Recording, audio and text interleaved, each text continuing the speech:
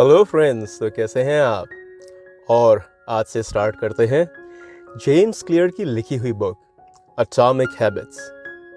तो इस बुक के पहले चैप्टर में ही एक बहुत ही इम्पॉर्टेंट और रेडिकल बात लिखी है कि कोई भी एक बात या एक बुक सीख लेने से आप इंटेलिजेंट नहीं बन जाते, बल्कि जिंदगी भर सीखने और उनको इम्प्लीमेंट करने की हैबिट से आपके अंदर चेंजेस आते हैं। और हर नई बुक जो आप पढ़ते हो वो सिर्फ आपको कुछ नया ही नहीं सिखाती, बल्कि ओल्ड स्कूल वे से सोचने के तरीकों में चेंजेस लाती है। मतलब कि हर नई किताब से आप चीज़ों को नए तरीकों से देखना और सोचना भी सीखते हो। खैर, तो अब स्टार्ट करते हैं फर्स्ट चैप्टर को, जो है why tiny changes makes a big difference. तो ब्रिटिश साइकिलिंग का फ्यूचर एक दिन 2003 में बदल गया, जब ग्रेट ब्रिटेन में प्रोफेशनल साइकिलिंग को ऑर्गेनाइज करने वाली इस ऑर्गेनाइजेशन ने एक नया परफॉर्मेंस डायरेक्टर डेव ब्रेल्सफोर्ड को अपॉइंट किया।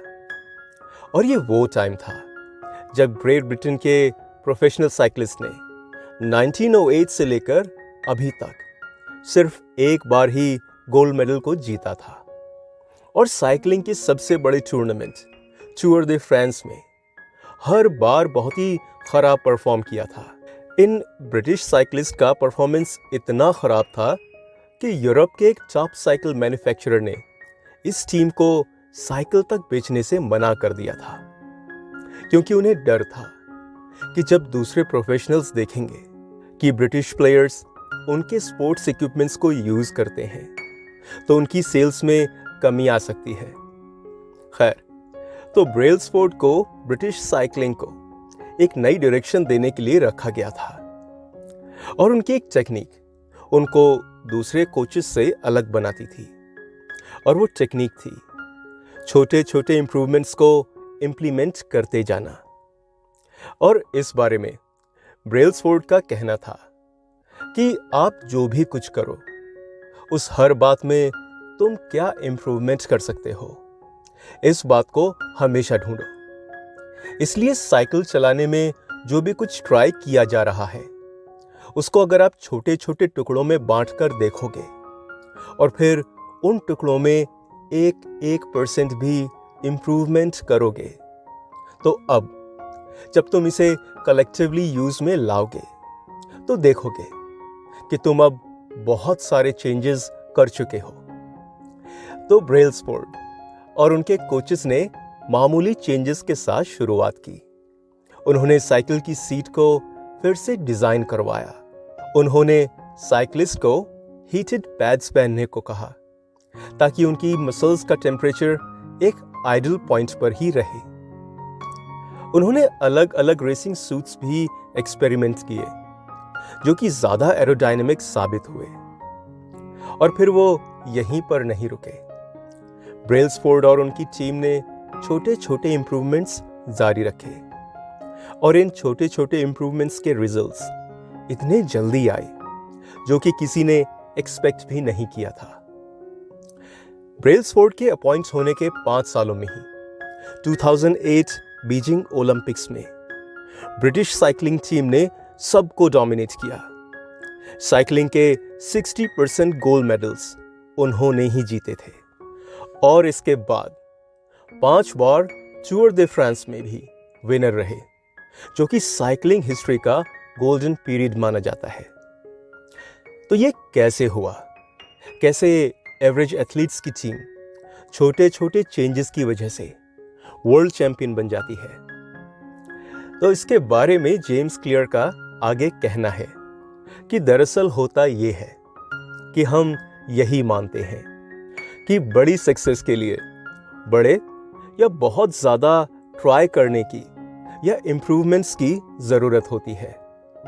अब वो चाहे वेट लॉस करना ही क्यों ना हो, या चैंपियनशिप जीतना हो, या फिर कुछ और इस प्रोसेस में हम खुद पर बहुत ज़्यादा प्रेशर डालते हैं ताकि किसी तरह से हम कुछ चेंजेस ला सके, कि हर कोई उसको नोटिस करे।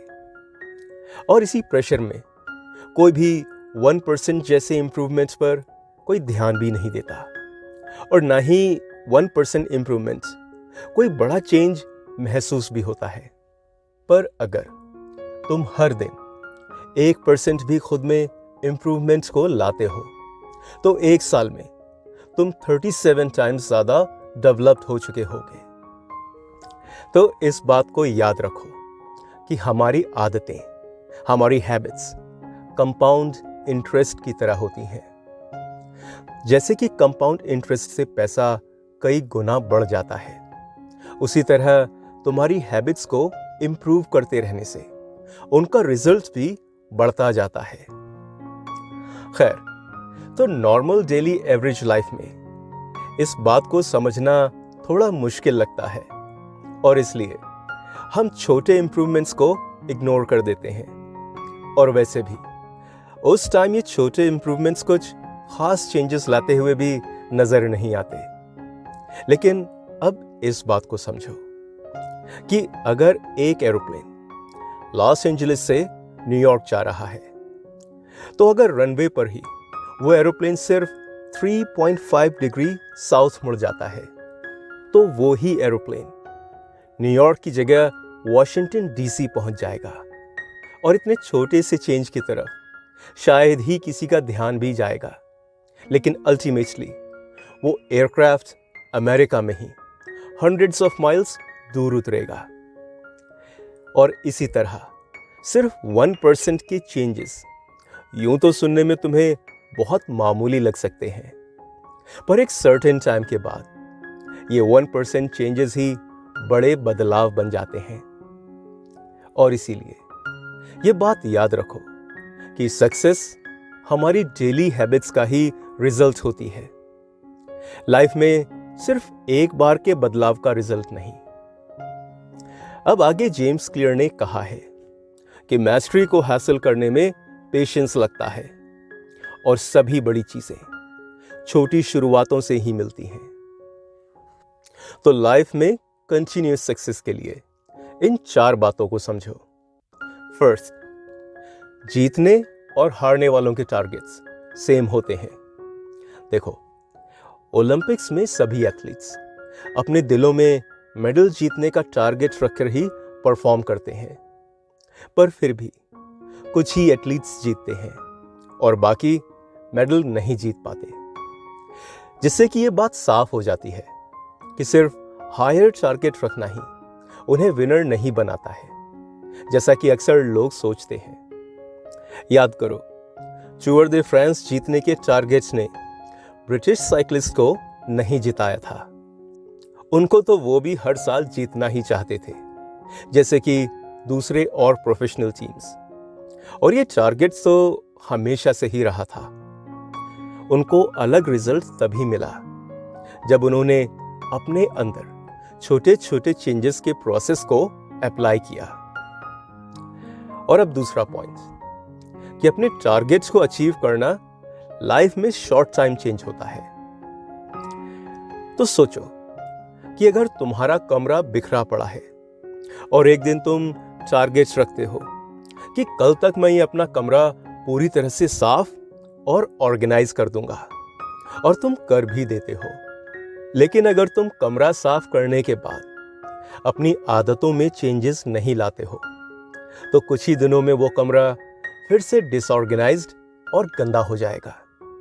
इसलिए समझो कि अपने टारगेट्स को अचीव करने से लाइफ में सिर्फ मोमेंटरीली चेंजेस ही आते हैं, और लॉन्ग टर्म चेंजेस के लिए हमें अपनी हैबिट्स, अपनी आदतों में चेंजेस लाने पड़ते हैं।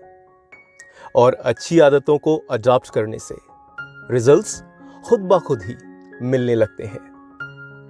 और अब थर्ड पॉइंट्स, कि टारगेट्स तुम्हारी खुशियों को एक लिमिट्स में बांध देते हैं। तो यहां जेम्स का कहना है कि लोग सोचते हैं कि एक बार मैं अपने टारगेट्स को अचीव कर लूं तो मैं खुश रहूंगा, और प्रॉब्लम तब और बढ़ जाती है जब तुम ये डिसाइड कर लेते हो कि अपने टारगेट तक पहुंचने से पहले मैं खुशी नहीं मनाऊंगा। तो ऐसा करके तुम अपनी खुशियों को खुद ही मेंटली क्रिएटेड दायरे में बांध देते हो। इसलिए सिर्फ एक मोमेंट की खुशियों तक ही खुद को लिमिट्स में मत बांधो, बल्कि अपने टारगेट तक पहुंचने के प्रोसेस को एंजॉय करो। तो यहाँ जेम्स क्लियर ने भी एक दूसरे तरीके से कर्म ऐसे करो कि कर्म करना ही फल लगे वाली मेजर जैकब की बात कही है, जो मैंने rich success poor success and mind वाले वीडियो में मेंशन की थी। खैर, तो फोर्थ पॉइंट है अपने टारगेट्स का लॉन्ग टर्म प्रोसेस से क्लैश। तो जेम्स ने यहां कहा है कि अपने गोल्स, अपने टारगेट्स को सेट करने का मतलब उसे सिर्फ जीतना होता है, जिसे कि हासिल करने के बाद तुम आराम से बैठ जाते हो। पर आदतों को क्रिएट कर लेने का मकसद जीतने के बाद भी कंटिन्यूअस प्रोसेस होता है। तो अब इस फर्स्ट चैप्टर के साथ आप समझ गए होंगे कि छोटी छोटी आदतों के मायने बेहद सिंपल चेंजेस हैं, बहुत छोटे फायदे, जस्ट 1% प्रोग्रेस। पर ये नई छोटी हैबिट्स वो पुरानी हैबिट्स नहीं होती, बल्कि ये छोटी छोटी हैबिट्स या कहो कि खुद में बदलाव ही बड़े रिजल्ट्स को हासिल करने का मैकेनिज्म होती हैं। जैसे कि छोटे छोटे एटम से एक बड़ा मॉलिक्यूल बनता है, वैसे ही छोटी छोटी आदतों से बड़े रिजल्ट्स हासिल होते हैं। तो इस चैप्टर की मेन लर्निंग को एक बार फिर से देख लेते हैं। फर्स्ट, कि ये छोटी छोटी आदतें हमारे सेल्फ इंप्रूवमेंट्स में कंपाउंड इंटरेस्ट की तरह काम करती हैं। वो इंस्टेंट रिजल्ट तो शो नहीं करती, पर लॉन्ग टर्म अचीवमेंट्स देती हैं। सेकेंड, ये छोटी आदतें बड़े मैकेनिज्म को चलाती हैं।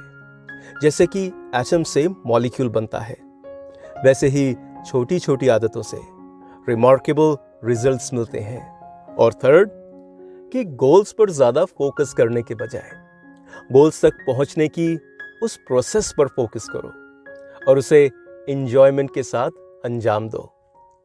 तो कमेंट सेक्शन में जरूर बताइए कि आप खुद में क्या छोटा चेंज लेकर आएंगे। तो फिर इसी के साथ मिलते हैं सेकंड चैप्टर के साथ, जो है आदतें कैसे आपकी आइडेंटिटी बनाती है। तो अगर आपको भी इसी तरह का self help, personality development content पसंद आता है तो सब्सक्राइब जरूर कीजिए। और तब तक के लिए keep learning, keep smiling. Thank you.